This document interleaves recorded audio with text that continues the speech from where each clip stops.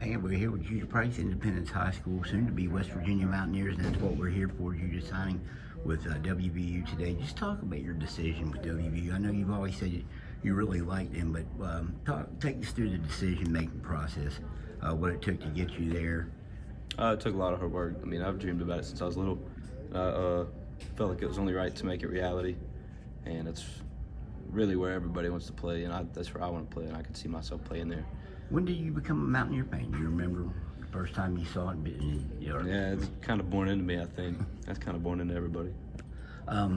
When you went up there and talked to him and finally made the decision, did he give you any kind of indication where you might play, what your obligations would be?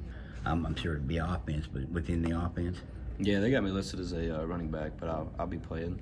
I could be playing running back some. It just depends how much I grow, if I grow, and how much weight I put on. But I'll be slot and running in the return game. We talked about Deuce Vaughn, and you did the comparisons there when we were at the Victory Awards a couple weeks ago. Do you see that being a possibility too? Is that a guy you looked at and saw and you said, this is a player like me? I think you talked about seeing him play. Yeah, for sure. I mean, I kind of roll my game after those guys. I mean, it's kind of hard not to, because not any other guys that small, really, that start at least. But it's an enjoyment watching guys like that, and it gives me motivation every morning.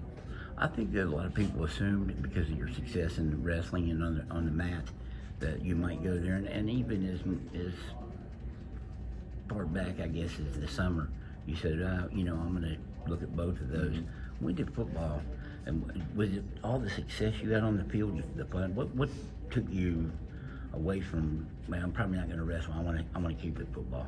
Because wrestling was an opportunity. Yeah. Just, I don't know, really. Probably mid-season, I just felt like we had a good thing going. I had a good thing going. I was doing all this stuff. The team was doing all this stuff. We just had like highlights after highlights, and I just felt like, why not try to continue this? And I could have went D2 anywhere, but I like to better myself, so I told myself let's give WVU a shot. As a preferred walk-on guy, the work, you know what you're up against. What do you think you'll have to do to get that opportunity to be on the field? Because it is hard for guys, because they're going to give scholarship guys all the opportunities. Mm-hmm. And I mean, that's their right, but I plan to work harder than anybody up there, and that's my goal at the end of the day. At the end of every day up there is to outwork everybody, show the coaches that they messed up. Anything, by not scholarship, you plan, is goal one for you then to earn a scholarship? Yeah, we're taking it a step at a time. That's the first step. Have you talked to guys in your situation to get any kind of indication? Not a crazy amount. I've talked to a couple of guys that have walked on places, and they said, it's kind of, Coach Lee talks about how some of the guys that he has coached has walked on at Marshall and WV and stuff. And they say, usually it ends up working out for them because they're sticking it out and they're working hard every day. How much fun is it then for you to approach this day? I mean, you're going to have a lot of people here tonight. What does that mean to you? I know you're a big community guy. Yeah, I hope to see everybody out today. I know some people can't make it. We got softball games and a bunch of other stuff like family graduation, stuff like that going on. But I just like seeing the community come together again. Friday nights was crazy, and I loved every minute of it, and I just can't get enough. You got the chance to be behind the Kennedy Award guy last year in Atticus Goodson. How did that prepare you for what you went through this year? And you guys did go the step further with the state championship. Mm-hmm. It's having a guy like that, we kind of could just rely on him, but that was kind of a kryptonite to us, just with teams going into our game knowing what we're going to run or what we're going to do. But with me, I feel like he kind of underestimated me. But closer towards the end of the season, they didn't take me lightly. But it was a difficult process being behind Atticus. But once I think when you were in middle school, you were the guy, right? Yeah. Middle school and Pee Wee League coming up. Mm-hmm. So did that teach you something that you might have to be able to learn, fall back on when you get to West Virginia? Yeah, for sure. I feel like I'll have that skill, and I'll know what it's like, and that I have to work every day to get better at it. You got to meet, I think, Noel Devine, another little guy they had in the backfield years ago. Amos Darraway was another guy. What was it like for you meet Noah Devine, did he give you any kind of advice what it might be like? I mean, obviously, he was a scholarship guy and a five-star guy, but He just said, I told him my situation and everything. He just said keep working. I mean, there's nothing you can do if they don't offer you a scholarship, but just to work hard. It's a couple a more process. things. Right, a couple more things. All the great running backs that have come out of this state. You got an award named for one, Kurt Warner. There have just been a plethora of great backs that have come through.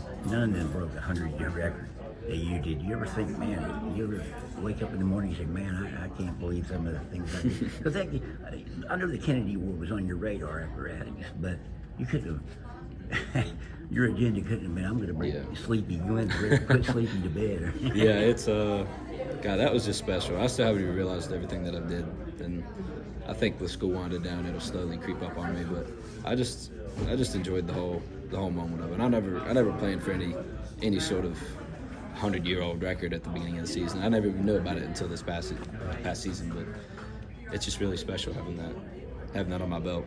Anything that you did, any one game, is there anything special you did that stands out? I mean, obviously winning the state championship was the ultimate thing. Is there anything along the way, leading up that one game, one play, one thing that kind of defined this season for you? I would say, for me personally, when I played the Oak Hill game, I played with my left calf was pulled, and I just felt like that was like a mentally tough kind of thing. I didn't play too great, but we still put up 40, 50 points on the scoreboard. But me personally, I think after I broke the single season record, how the whole team kind of came together, and we knew we were undefeated at that point. Yeah, we knew we were undefeated at that point. And it was just a joyful moment. There was not another thought in anybody's mind than just that moment right there. You actually set off fireworks. I mean, Fireworks are crazy. I didn't even know. That's cool. Do you have any idea what you might major in? Have you thought about that yet? Yeah, probably either physical therapy or Colton Karan is he's going up to WVU. We may be chiropractors together. Want to come back and work on the team? Yeah. For free? Yeah. Probably not for free, but I'll probably open up my own business or something. Okay, well, hey, Judy, it's been great watching you play, and congratulations. I know this was the ultimate goal for you. It's nice to see you able to do that, and Appreciate that. we'll be watching you cheer for Yes, sir. you in Morgantown. Thank you.